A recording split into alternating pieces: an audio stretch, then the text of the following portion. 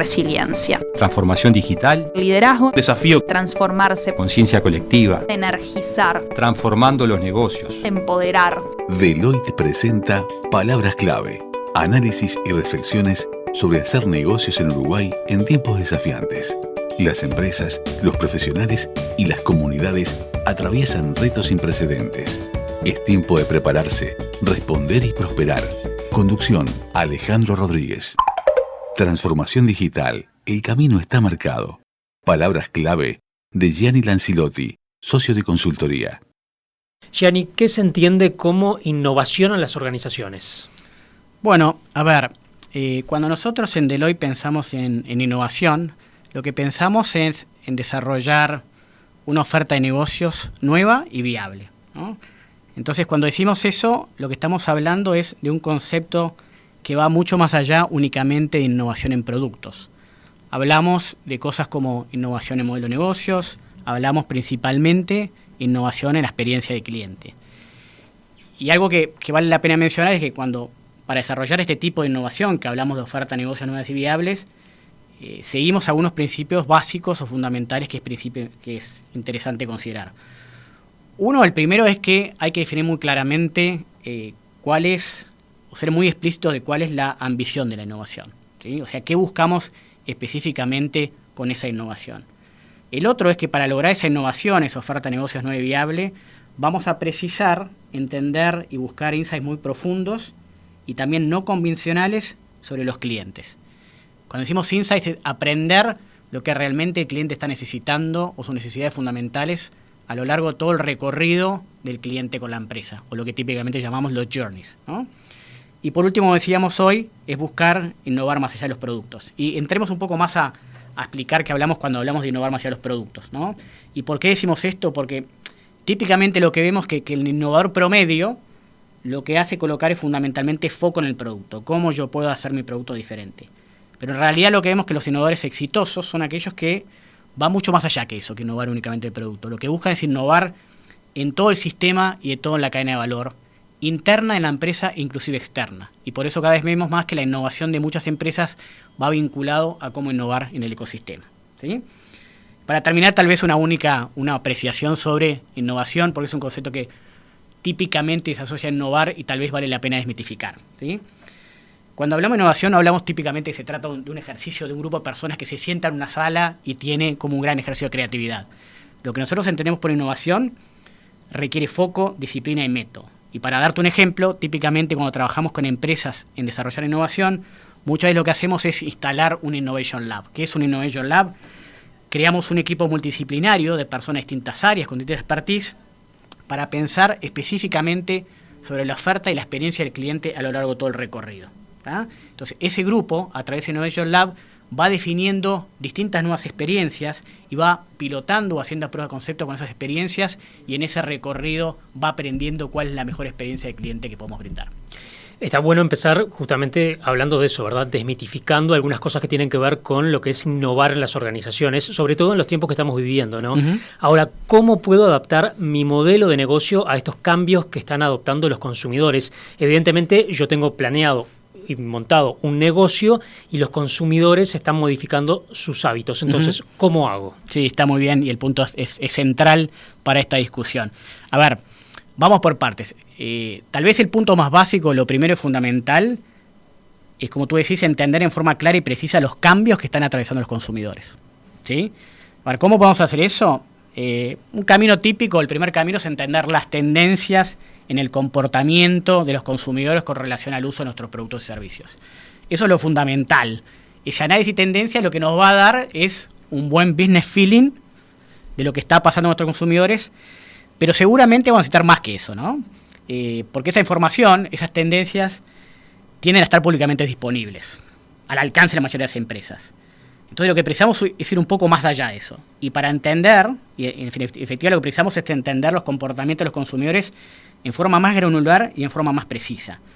Y para eso, típicamente lo que hacemos es usar técnicas avanzadas de Data Analytics, analítica de datos, que a través de eso lo que hacemos es procesar mucha información compleja y de múltiples fuentes, internas y externas, puede ser también Internet, y con eso lo que hacemos es definir clústeres o segmentos muy específicos de clientes para entender los segmentos y sus comportamientos.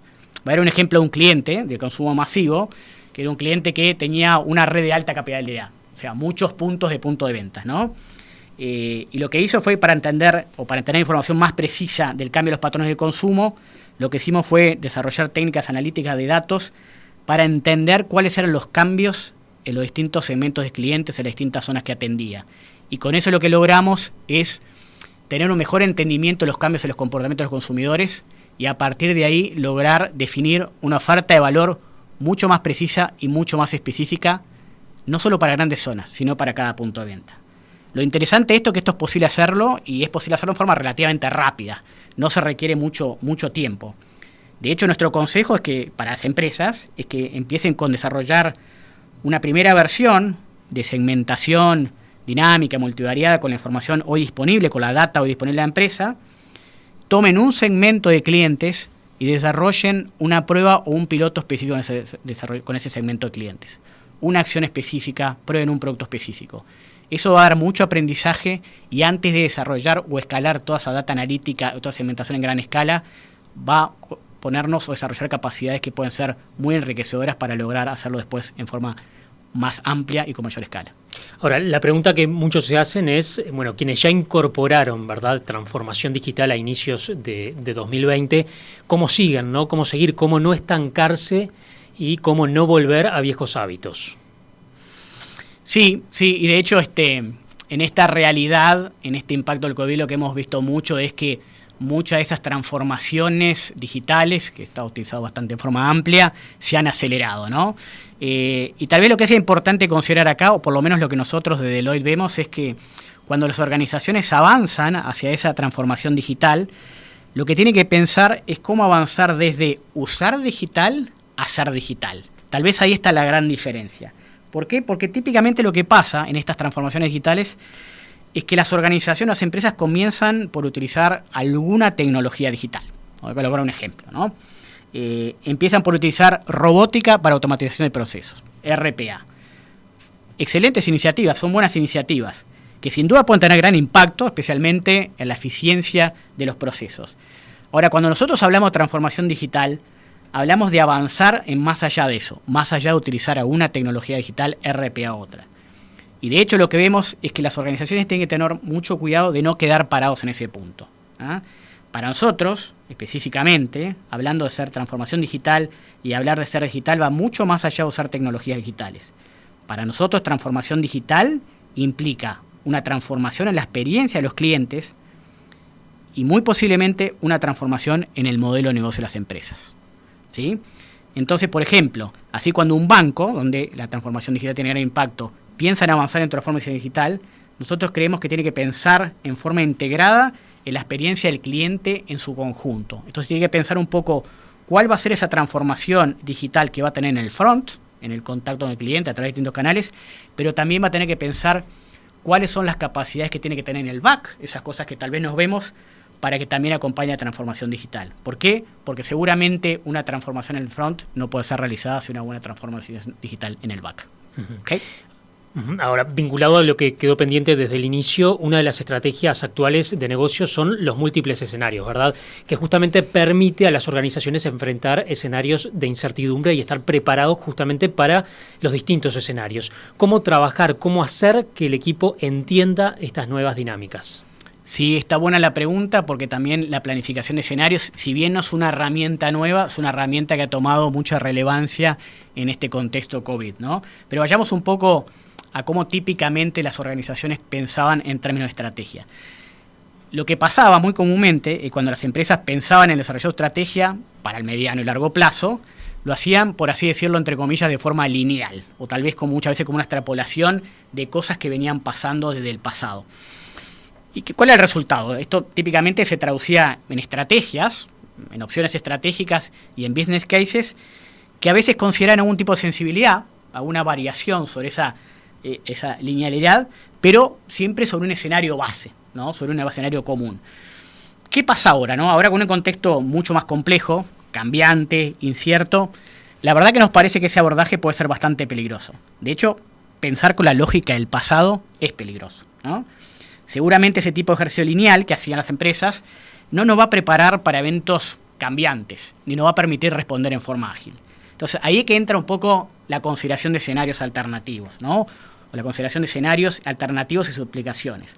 Porque seguramente si pensamos en distintos escenarios muy diferentes, nos va por lo menos permitir pensar en forma amplia sobre futuros plausibles y nos va a permitir incluso pensar en caminos diferentes, pero también un poco hacer un test de estrés sobre las opciones estratégicas. ¿Cuáles de las opciones que tenemos pensadas son válidas? ¿Son válidas para todos los escenarios o para unos y para otros no? ¿Ah? De hecho, por ejemplo, en Deloitte, hace tiempo venimos trabajando con algunos escenarios globales, que pueden tener implicaciones bastante fuertes. Los escenarios globales están basados en la severidad del COVID, el nivel de colaboración entre los países, la respuesta al sistema de salud, el nivel de cohesión social. Y, por ejemplo, si miramos esos factores y consideramos algunos países de la región, en Latinoamérica, seguramente todos vamos a llegar a la conclusión rápida de que distintos países, sin entrar en detalle, enfrentan distintos escenarios. Y seguramente esos países tengan que pensar en distintos tipos de medidas, ¿no? Para las empresas es algo similar. Digo, así, lo que deben hacer las empresas es desarrollar escenarios específicos, considerando los factores que más las afectan, y de alguna manera pensar cuáles son las opciones estratégicas más válidas a través de esos escenarios. Y para terminar, ¿cómo vencer la resistencia al cambio dentro de una organización? Porque está muy interesante lo que nos decís, lo que nos contás, pero hay una realidad y es que uno trabaja y ve que hay diferentes estructuras. Sí, está muy bien porque al final está esa frase famosa que decía que la cultura se come la estrategia en el desayuno o algo así, ¿no? Pero parece bastante atinado y bastante alineado al centro de tu pregunta. Y de hecho me parece una excelente pregunta porque en la práctica lo que vemos es que muchas veces muchas empresas definen su estrategia, lanzan iniciativas de transformación, pero vemos que la mayoría no consigue avanzar, ¿no? Y cuando vemos por qué las transformaciones digitales o grandes proyectos transformacionales, hablemos más allá de digital, fracasan, lo que percibimos es que muchas veces las empresas fracasan porque ponen mucho foco en algunas siguientes cuestiones. O piensan, por ejemplo, que la transformación digital se trata de un proyecto de tecnología o de implementar una tecnología nueva, un poco lo que ya hablamos antes, o tratan de abordar la transformación a través de una respuesta de estructura. Creemos un área de transformación o creemos a alguien que tenga mucho poder para desarrollar la transformación, o también lo que pasa a veces es que con una implementación de tecnología celebramos el éxito muy temprano. Tal vez vamos en el camino correcto, pero no logramos la transformación. Por otro lado, eso es un poco desde el lado de lo que fracasan, ¿no? Pero también vemos algunos elementos en común, o vemos elementos en común de los que consiguen transformaciones exitosas, ¿no? Algunos de esos, no son todos, pero tal vez algunos que vale la pena mencionar, es que primero que las empresas que tienen éxito en las transformaciones lo que tienen es muy claramente definido un portafolio, un conjunto balanceado de iniciativas digitales. Y saben gestionar muy bien ese portafolio. Saben cómo priorizar esas iniciativas y saben cómo financiar esas iniciativas. Otro tema fundamental es que esas empresas transformacionales lo que consiguen y apuestan a desarrollar las capacidades digitales de sus líderes y a incorporar talento muchas veces digital. Desarrollarlo desde adentro y a veces también desarrollarlo por fuera. Traer gente que traiga una perspectiva nueva, digital e innovadora, ¿no? Al final, las empresas van a tener que seguramente desarrollar lo que nosotros llamamos ese ADN digital incorporado en su cultura al día a día. Por último, hablando de cultura, estas empresas exitosas lo que hacen es fomentar una cultura de innovación y colaboración.